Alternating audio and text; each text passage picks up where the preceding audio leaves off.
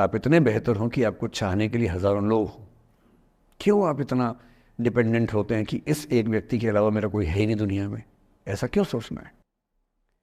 और ऐसे ही मामले में ये करना है वो अफसाना जिसे अंजाम तक लाना ना हो मुमकिन, उसे एक खूबसूरत मोड़ देकर छोड़ना अच्छा। और ये खूबसूरत मोड़ कैसे होगा? अगर कोई जाना चाह रहा है तो आपके पास 3 ऑप्शंस हैं। एक, ना उसको अच्छे से बात करे ना ख़राब से बात करे, न्यूट्रल होके जाने दे। एक, उसको धमकी दे, बर्बाद कर दूंगा, छोड़ूंगा नहीं, तो निकल के देख घर से, तेरे एड्रेस पता करवा लूँगा, मेरे साथ 50 दोस्त हैं, मेरे सारे आवारा हैं, सारे बेरोज़गार हैं, सारे कुंठित लोग हैं, सारे गुंडे मवाली हैं, उनका धंधा यही है, तेरे पीछे छोड़ दूंगा सबको। एक ही तरीका है।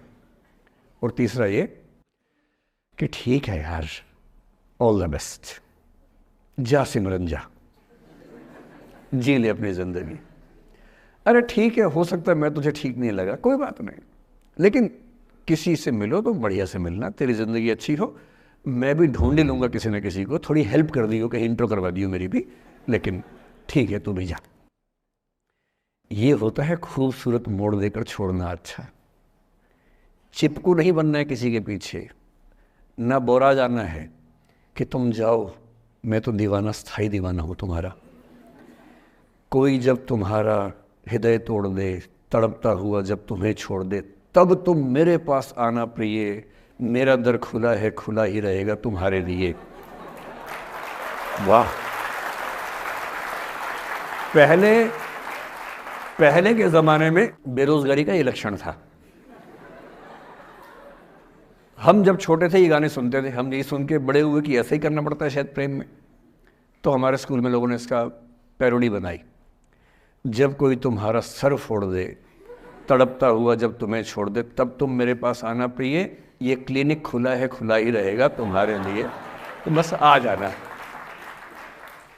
जब कोई तुमको सड़क पे छोड़ दे, गाड़ी अपनी वहाँ से मोड़ ले, तब तुम मेरे पास आना प्रिय, ये ठेला खड़ा है, खड़ा ही रहेगा तुम्हारे लिए। क्यों भाई, क्यों खड़े रहोगे? बेरोजगार हो क्या? अरे ठीक, जा सिमरन जा, जी ले, और मैं भी जा रहा हूँ जीने के लिए। ये दीवाना नहीं बनना है कि तुम मतलब मुझे ना चाहो तो कोई बात नहीं, किसी और को चाहोगी तो मुश्किल होगी। अजीब हाल है यार। तुम ठेकेदार हो कि तेरा ठेका मेरे पास है, नहीं तो किसी के पास नहीं है। अजीब हाल है। अरे ठीक है भाई, उसकी ज़िंदगी है, जीने दो उसको। क्यों किसी की ज़िंदगी में इतना हावी होने का प्रयास करना है? जब आप नहीं चाहते कि आपकी ज़िंदगी में कोई हावी हो, आप क्यों किसी की ज़िंदगी में इतने हावी होंगे? और जब बहुत दर्द हो ना, हमेशा दूसरे के पर्सपेक्टिव से भी सोच के देखिए कि उसको ऐसा क्यों करना पड़ा। क्या पता कोई मजबूरी हो, कभी कभी होती है।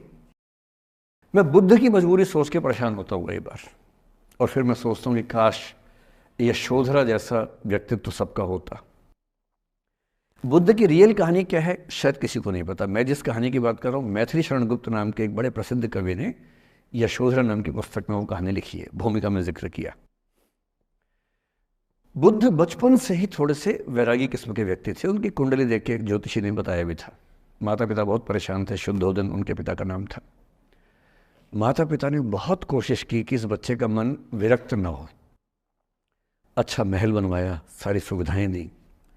जैसे ही बुद्ध थोड़े से किशोरावस्था में आए, उस समय की दुनिया की सबसे खूबसूरत महिला से, लड़की से, यशोधरा से उसकी शादी करवा दी। यशोधरा के पिता ने काफ़ी एग्ज़ाम लिए बुद्ध जी के, वो सारे एग्ज़ाम में पास हुए, तब जाकर शादी हुई। ऐसे नहीं हुई, शादी हुई। तो बुद्ध भी ठीक था, रमे रहे उस जीवन में। बेटा हुआ उनका राहुल। अब बुद्ध की विरक्ति का भाव बढ़ता जा रहा था।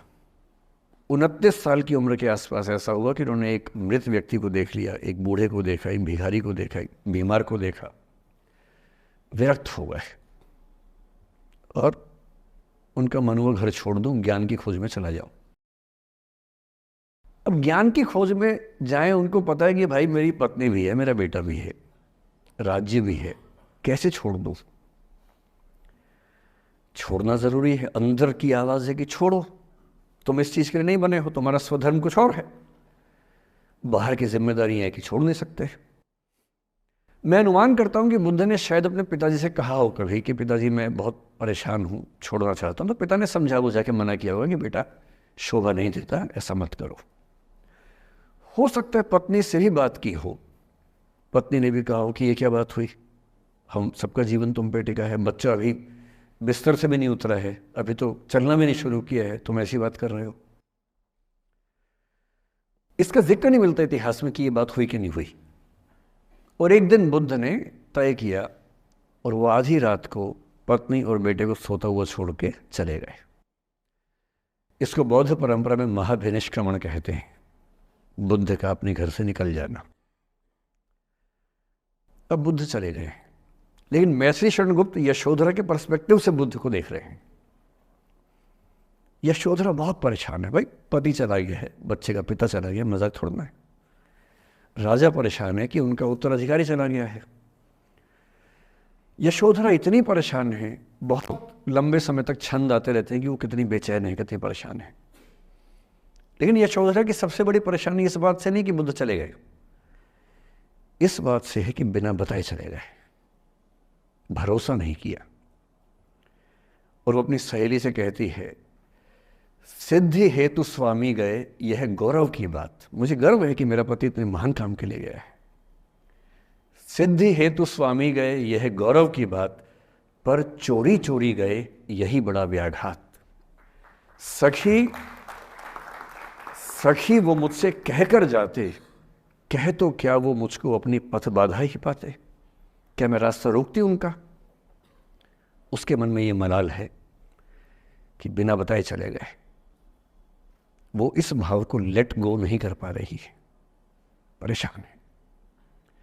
फिर बुद्ध को ज्ञान मिला, 6 साल की तपस्या के बाद बोधगया में बोधि वृक्ष के नीचे ज्ञान मिला। बात फैल गई।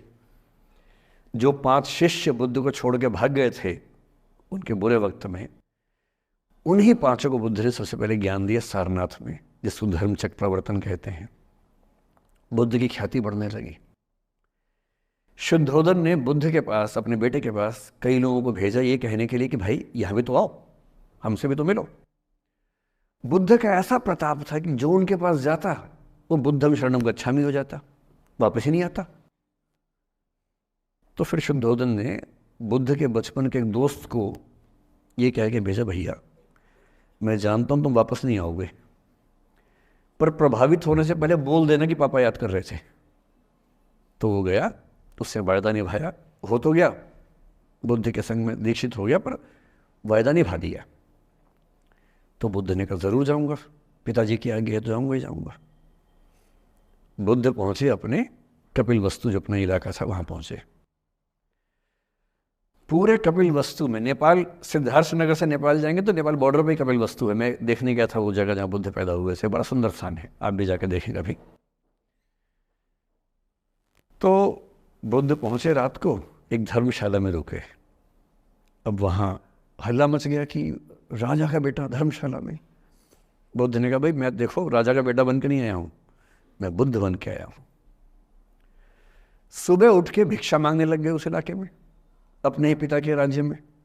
पिता ने सिर पीट लिया कि भाई क्या कर रहे हैं। फिर बुद्ध ने सूचना भिजवाई कि मैं बुद्ध हूँ, बेटा हूँ संयोग से, ठीक है मैं आ रहा हूँ मिलने के लिए, पर मैं बुद्ध होके आया हूँ, मेरी चर्या है, नियम है, मैं भिक्षा से ही जीवन जीता हूँ अपना। ठीक है, पिताजी ने कहा चल कोई बात नहीं। फिर बुद्ध गए पिता से मिलने, पिता से मिले, सबसे मिले, भरी सभा में। लेकिन यशोधरा नहीं आई मिलने के लिए, लेट गो नहीं कर पा रहे थे। उसके मन में दर्द था, छुप के क्यों गया, बता के जाता।